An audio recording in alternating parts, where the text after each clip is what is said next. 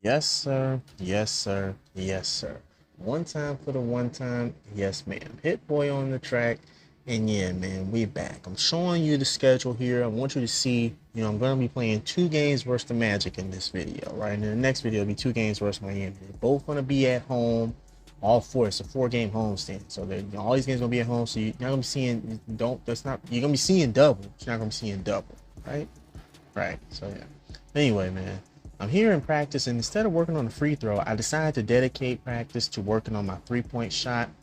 Right. I felt like those couple. I've noticed that I've been making quite a few corner threes as of late.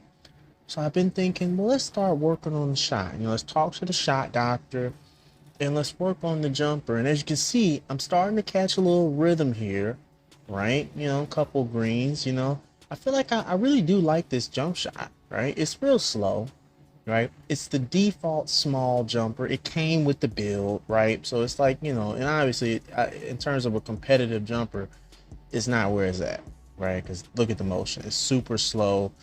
And I mean, obviously, I'm getting it, right? You feel me? I'm stroking it. You know what I'm saying? It's cash money in the bank. Not always, right? I need to improve. I try to contested drill, right?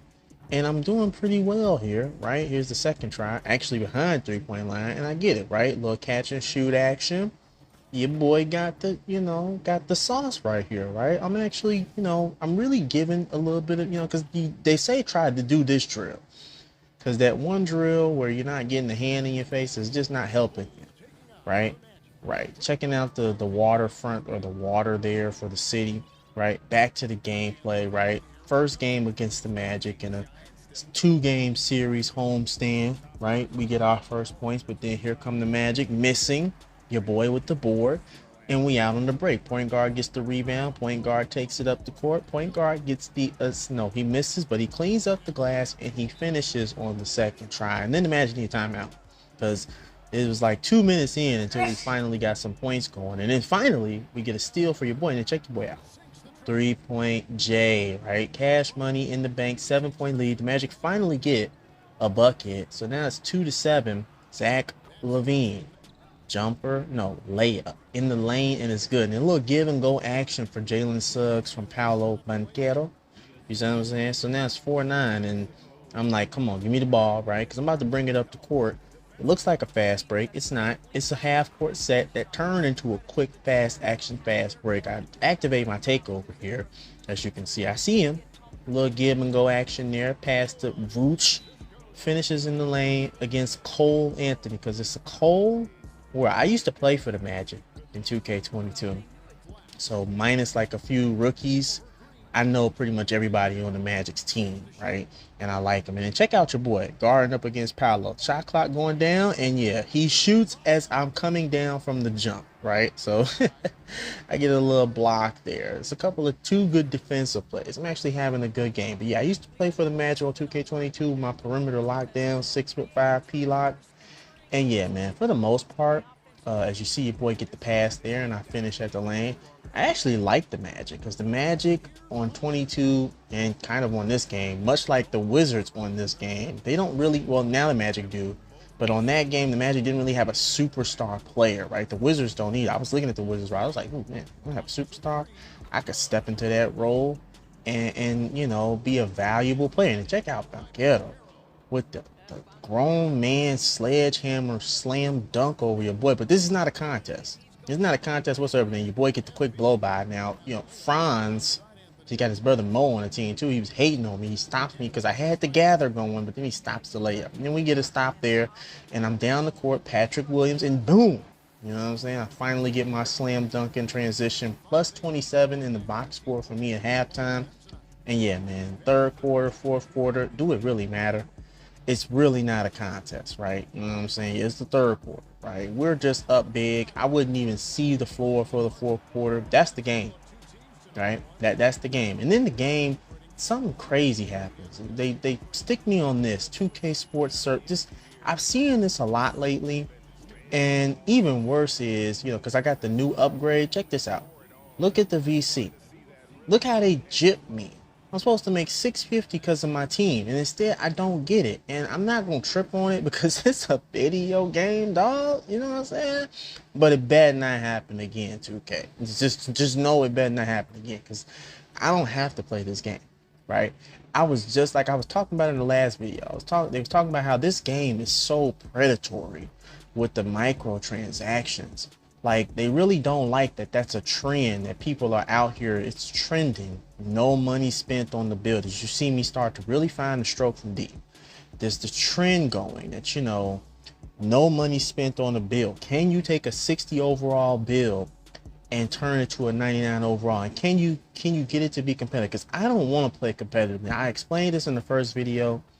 Park, Rec, to me, it's all lame. Everybody's doing the same stuff, the same jumpers, the same handles, escape, dribble, hezzy, pull up. It's all the same. And it is more realistic because in basketball, there's always the human element in real world basketball, where it's like simulation basketball, right? Where there's literally you against a computer that is just like smarter, or not smarter, but is like very rigid in its lack of flexibility to interpret the rules of the game, right? And not only that, but it's like tougher to play against, right? A lot of the park people will tell you they really can't play against the computer on the toughest level because the computer just doesn't fall for the same cheese that a user would fall for, right? As we get into the second game, right? First the Magic here at home, right? So a lot of people pride themselves on playing, you know, users and just playing against the user, right? And having that human element, which gives it more realism, as opposed to, like, as you can see right there, Panquero taking it to the cup. They trying to go toe to toe with us. They not feeling that last blowout, right? But we ready to do that, right? But yeah, man, a lot of times people just can't deal with the fact that with the way that they play, with the dribble moves and the constant shooting and the left righting, does not work, especially against the Hall of Fame computer. It doesn't usually really even work against like the pro or rook. Sometimes against the rookie, you get some blow-bys, right? You feel me? But in most cases, on pro, the difficulty, there's a noticeable jump on pro, right? You can get by him, especially when you got good dribble moves, but you don't feel like you're doing nothing. But on like Hall of Fame and Superstar, you are not getting by the computer. And then right here, I'm calling for the ball. And Drummond, he's doing all this extra stuff. I call timeout because I'm like, dude, give me the ball, man. You're finna get 3 in the key. I was a little error right there. He gives me the ball after getting the rebound. It's a 4-point lead. I believe, yeah, this is the second quarter. It's a 4-point lead. I pass the ball up court and we get a 6-point lead. I'm not doing as good as the last game, right? But it hasn't been a blowout just yet, right? Last game was a blowout of epic proportions. This game is not so much, right? But they're still sticking in it, right? Because I guess they know what we got going on. But yeah, man, for the most part, Park, again, right? Realistic, but still, you know, cheesy. Everybody will tell you Park is arcadey as I get the slam dunk in the lane on the break and the bleed starts to really balloon up.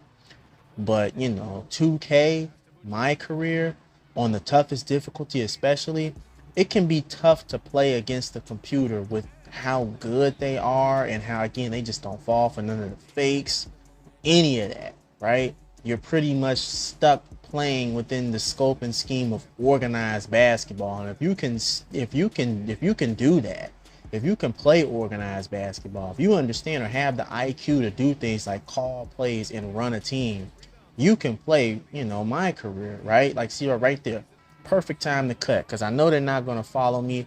The Magic would try to make this an interesting game, but everything was pretty much too tough for them. We were too tough for them, right? They couldn't really beat us, right? So yeah, they fixed the VC glitch, thank goodness, and we would blow them out yet again. And from the endorsement deal that we had from Ruffles, check it out. They done deposited the VC in my account. So now I'm sitting pretty with a little bit of VC. So you know what time it is, right? First, we got to go get this badge, right? I thought it said defensive, but apparently it's playmaking. We'll put it towards break starter. And yeah, now it's time to spend that VC. I'm looking at that midi. Is that 40, 45, start at a 40? Whatever, man. We're going to go on ahead and get that mid-range jump shot. We're looking at how much it costs, right? We're going to get it to a 50 because we're looking at how much it costs.